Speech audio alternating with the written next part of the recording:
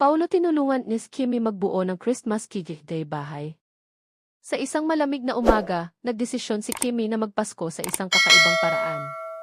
Pero kailangan niya ng tulong para makabuo ng isang Christmas tree na magdadala ng saya at kulay sa kanilang bahay. Sino ang kanyang tinawagan? Wala iba kundi si Paulo, ang kanyang matalik na kaibigan na kilala sa pagmamahal sa mga party. Agad silang nagtipon-tipon sa harap ng kanilang bahay, nagkrus-dos ng mga ideya, at naghanap ng mga material.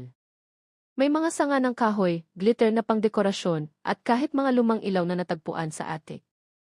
Habang nagtutulungan silang bumuo ng puno, taimtim silang nagkasiyahan, ang mga ngiti at tawanan ay lumalabas sa bawat sukat ng kanilang Christmas tree.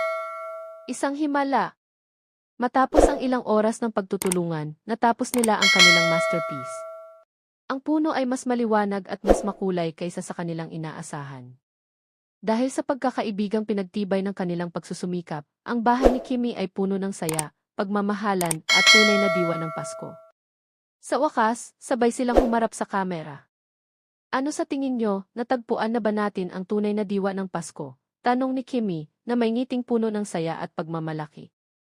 Hey guys! Welcome back to our channel. Nasa isang espesyal na episode tayo ngayon, kung saan tutulungan natin si Kimmy na gumawa ng Christmas tree na punong-puno ng saya. Panoorin ang mga kaganapan sa aming masayang pagtutulungan. Kung nagustuhan nyo ang aming adventure, huwag kalimutang mag-like at mag-subscribe. I-share ang inyong Christmas tree creation sa comments below. Merry Christmas and see you next time!